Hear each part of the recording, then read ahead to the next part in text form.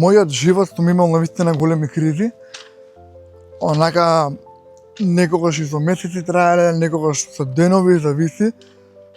Знам дека последнава криза што беше ми почна околу февруари 2024 ми траеше онака до летниот период, онака бев тотално даун, не ми се правеше ништо, лежев во кревет, бев толку разочаран од некои работи, нешто ми се исподесија некои работи во приватниот живот, бев толку мртов што буквално не ми се живееше, што се вика. Но она што го сватив е дека со тек на време, што повеќе ги доживуваш овие работи, бара во мојот случај, станувам некако поотпорен на нив, мислам не 100% отпорен, пак имаш некоја криза во живот, нели? Меѓутоа научиш како да се носиш со таа криза и онака некои работи што ги научив како техники, ќе ги споделам денес со вас, тука ги имам запишано. И мислам дека и на вас ќе ви помогна, знам колку е тешко кога човек е во криза и мисли дека нема излез од тоа, нема спас. Ама ете, добро е вака што сакам да споделам еден влог за тоа да посветам и овој влог нека биде и за мене, онака да си го гледам кога ќе ми биде тешко и знам дека постои излез, знам дека постојат техники кои што може да ублажат таа психичка криза, а во некои случаеви тотално да елиминира за рекордно брзо време. Така да, ајде. Еве денес искористувам оваа прекрасна попладневна прошетка, сега јадев круфни и онака шекер. И ако изедов круфната, мислам пола милкшейк го испив, толку шекер што буквално имам толку многу енергија во мене и кофеин пиев кафе. Онака викам ај морам да потрошам за влогин, се шетам тука во една мирна наслоба и баш мислам дека се поклопува, онака во моментот е преубав за оваа тема и баш ме е мило што сум тука заедно со вас, а верувам дека и вие со мене. Првата точка е продолжете со вашите секојдневни активности. Сега може ќе помислите дека кога имате психичка криза и се кршите онака психички духовно, последно нешто што ви текнува е да продолжите со нормалните активности. Сега што сакам да кажам под ова? Кога беше ова последнава криза што ми се случи, едноставно ги удавив сите дома, онака моите родители, брат ми ги удавив буквално, барав од нив помош цело време, барав да ми ја средат они мојата ситуација, им се искажував, им се отварав и така натаму. Меѓутоа на крај сватив дека не можеме да се подпрам толку многу на други луѓе, не треба да се подпираме на други луѓе. Знаете онаа приказна кај што не ми давај риба, туку научиме како да ја фатам таа риба. Така да и за ова, ако вие самите како возрастен човек не можете да си бидете подршка во вакви моменти, не знаете некоја техника која може да ја ублажи оваа психичка криза, тоа не сте завршиле никаква работа. Никој не може да ви помогне на вас 100% како што може да сами да се помогнете. Така да продолжете со вашите секојдневни активности, преправајте се под наводници како ништо да не е, секако ако не сте во некоја опасност, да речеме епте некоја итна опасност, нели, имате некои панични напади така натаму. Меѓутоа ако сте во некоја поблага форма на психичка криза, продолжете, не давајте значење на кризата, онака правете ги работите што ги правите на секојдневна база и на тој начин не дозволувате психичката криза да ви влие до тој степен да рече јас победив на тебе и ти секако не можеш ништо да правиш, не си способен ништо да правиш. Прави некои работи, дури и да ги правиш механички тие работи, сепак е подобро отколку само да легнеш дома и ништо да не правиш, знаеш. Некои работи не бараат многу ум, нели? А работи нешто во село, оди врати се во село, прави копа и нешто бавча, така натаму, многу поборо ќе ти биде отколку ништо да не правиш. Така да прави работи што ги прави на секојдневна база, ако одиш на работи и колку што можеш остани нормален, онака не бегај од твоето секојдневие, пошто еве, да речеме ако не го правите тоа и дојдете дома и онака легнете буквално као нема утре живот или умирам или не знам што, секој ти стане многу полошо, онака ќе се изолираш сами од себе си и многу тешко ќе ти биде да се вратиш во нормала. Вака ако правиш работи што секојдневно ги правиш, се возиш со мотор или не знам готвиш или па одиш на тренинг и така натаму, фактички на кризата ја даваш помалку значење и поверојатно дека ќе ти помине побрзо. Точка број 2, нели во првата точка ако ви реков дека продолжете со вашите секојдневни активности, сега тоа некогаш може ќе ви дојде too much, затоа реков многу индивидуално психичката криза и треба да знаете да процените самите кога е доста, кога не е доста. Сега втората лекција е дајте си малце одмор, но не премногу. Што сакам да кажам по тоа? Немојте, како што реков, со месеци да ве нема или да се изолирате, да избегате некаде и така натаму, дајте си малку одмор. Ако нешто ви дое стварно многу тешко или сте доживеале некоја тешка ситуација во животот, дајте си малце одмор. Што подразбирам по тоа? Земете, не знам, дома, гледајте Netflix цел ден, пример, лежете цел ден. Вие се одмарате психички, нели, сте имале некој проблем и се одмарате психички, онака, си давате време на себе да заздравите. Нормално, како што треба на одредена рана физичка да заздрави, така и на психичката рана и треба време да заздрави. Така да не е ништо страшно, ако вие самите процените дека ви треба мал одмор, реков мал, не реков со месеци, неколку дена, дури недела, 2-3, пример, дајте се малку одмор, како што реков, уживајте во сите можни сетила, онака, јадете што сакате, правете што сакате тие денови, уживајте во вашето битие и така натаму, тоа ќе ви даде малце време да се одморите психички и ќе се вратите многу посилни понатаму. Кога ќе одлучите да се вратите во нормала. Лекција или точка број 3 нека биде помагате на други луѓе. Јако бев во многу тешка психичка криза, ќе кажам за ова последнава се што е, пошто таа ми е као пример, нели? Помагам на други луѓе, едноставно волонтирав да ми се јават на мене, за да ги изслушам, за да им барам пази.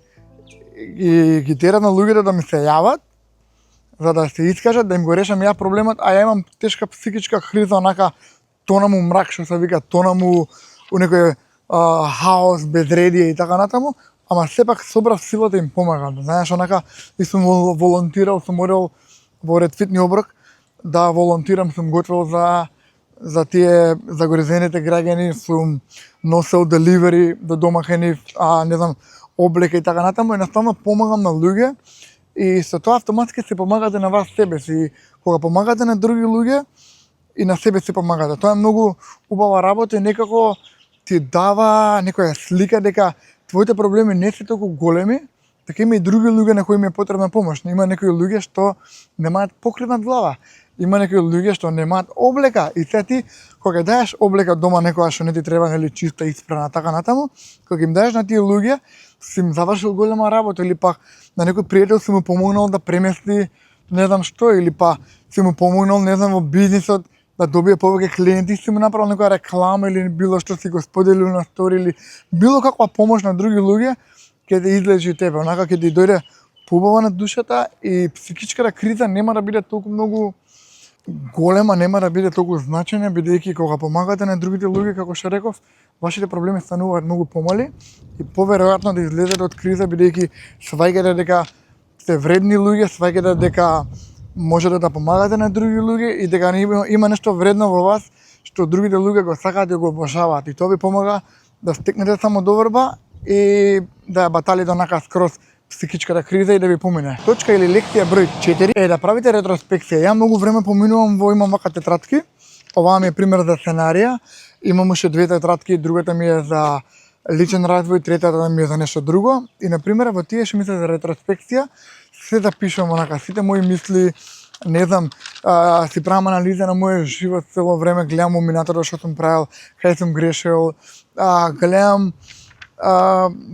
гледам се што сум правил до сега да видам како тоа ми влие и да речам што довело до оваа криза, онака истражувам како новинар што довело до оваа криза, што причинило до оваа криза. Тоа и тоа. Па после читаш примери други на интернет и така натаму, или па имаш некои луѓе кои што ги прашуваш што биле на таков проблем, тоа исто ми е многу голема пракса, каде што ако имам некој проблем да речеме со, не знам, то брейкап или со развод или со, не знам, загуба на пари или било што, наоѓам такви луѓе кои што поминале низ тоа и ги прашувам како ментори ми стануваат, онака и они се рандом луѓе, споделуваат такви некои лекции со мене и мене ми станува автоматски многу полесно, онака се заживувам со тие луѓе и сваќам дека моите проблеми не се толку големи, дека и други луѓе поминале и наставно со секоја нова криза сваќаш дека и други поминале низ тоа, дека тоа е некако као составен дел од животот, онака не ти е толку тешко. Затоа реков, секогаш треба да се гледаме внатре во себе, кои били тие проблеми што довеле до оваа криза и така да со секоја следна криза ние да стануваме попаметни, да не дозволиме да ги правиме истите грешки по два пати. Така да број 5 нека биде, мислам го спомнав и ова претходно, ама и кога спомнам пак као во друг контекст, работете нешто со расе. Кога имаме криза, психичката обично се наоѓа во мозокот, нели? Имаме психичка криза, ама па нашето тело, нели, функционира се окей. И сега многу е битно во тие моменти да фатите нешто работа со расе. Едноставно да не, ја баш кога имав криза да речеме, нели, лани, оваа година всушност, и кога работев маркетинг за мојата фарма, едноставно пошто бев во психичка криза, мојот мозок навистина не функционираше, онака бев тотално аут, не можев ништо направам, ништо не ми се правеше и наоѓав утека во работа со расе, примера. Не знам, зидење можам да зидам, да копам нешто и така натаму.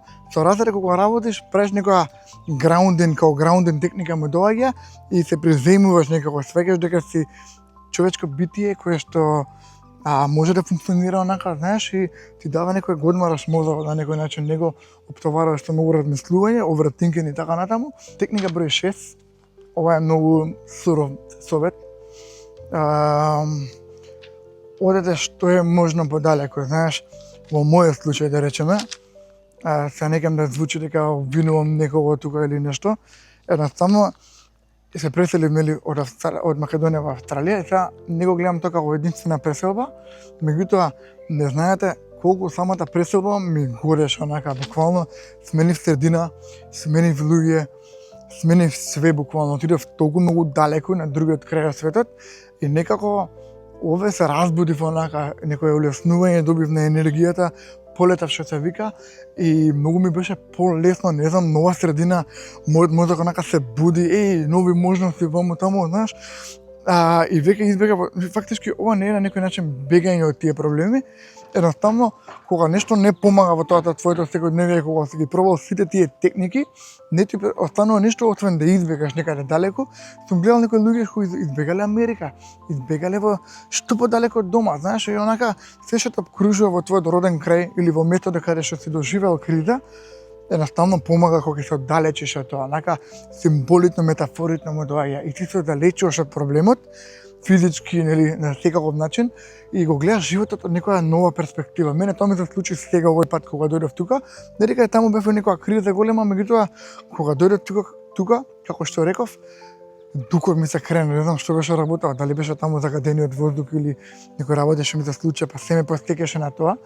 Кога дојдов тука, си сменил нешто ново, си доживел некоја нова свест и ја верувам дека тоа многу помага и многу луѓе вака што ги знам што избегале подалеку од место вака што доживеале трауми и така натаму, каде што самото место е веќе контаминирано, зборам под наводници, не ти преостанува нешто друго освен да избегаш и да се реинвентираш, однова да се создадеш, однова да станеш нова верзија. Едноставно тоа може да се случи само на ново место. Совет број 7.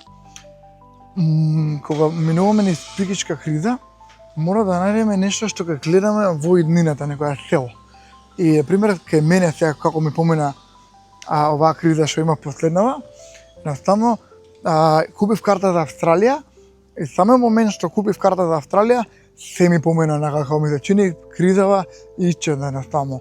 А тоа сватив дека отвари може да се примени било каде. Кога стигнав во Австралија имам нова цел. Многу е битно, има одредени техники, многу е битно кога имаш криза и општо за да одржиш нормално темпо на живот, треба да гледаш напред. Сега ќе направам добро тело за на лето. Или па ќе одам на одмор во Америка на тој датум и ќе собирам сега пари за Америка. Имаш цел, гледаш напред. Сега ќе заработам пари за да купам куќа. Кога немаме цел, кога не знаеме кај тераме, поверојатно да имате и overthinking, повеќе веројатно е дека ќе бидете изгубени, ќе талкате во просторот и тогаш се јавуваат тие кризи, бидејќи немате субстанца, немате суштина на она што го правите секојдневно. Кога се будиш од сабајле, мора да имаш нешто кон кое селиш, кон кое гледаш.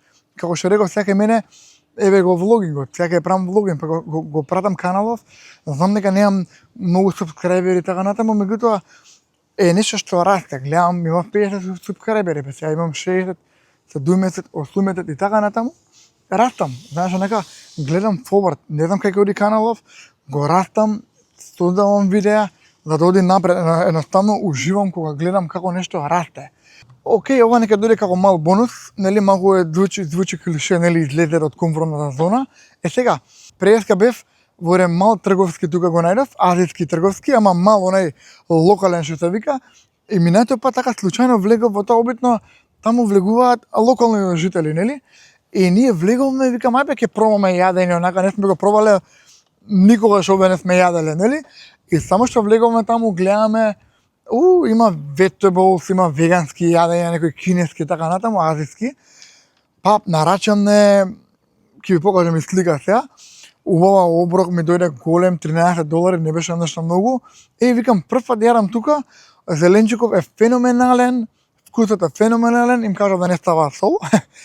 Ама тоа е нешто што, сум тука во Австралија, сум во таа населба кај што сум видел, 100 пати сум бил тука и така натаму, и пак наоѓам некој ново во мојата секојдневие, ново во мојата населба. Исто кога бев и во Скопје, во Ѓорче Петров и во Сентари и во било каде, секогаш има нешто ново да се проба, дури некој ресторан кај што не сте влегле, влезете, купете нешто, или па сум возел некад на автопат и гледам, нели, оние што продаваат гевреси на патарини, тие велес обитно ги има, застанувам, купувам, оставам бакшиш, викам, сум пробал, сум застенал, сум го пробал и тоа. И кога сум одел на тие солот патувања низ Амстердам, Виена и така натаму, сум влегол по такви некои ресторани стари, викам да пробам ова нешто ново, или сега тука во Сиднеј гледам се отворило нешто ново, јапонско нешто, десерт, некој нов што појма немам, не знам што е тоа.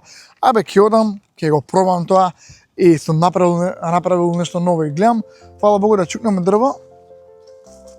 Не ме акнала некоја криза сега скоро, гледам сите овие техники што ги научив со тек на време, ги применувам и да, како што реков, кризи секогаш ќе има, секогаш ќе се случува некои лоши работи во живот, тоа нема бегање од тоа.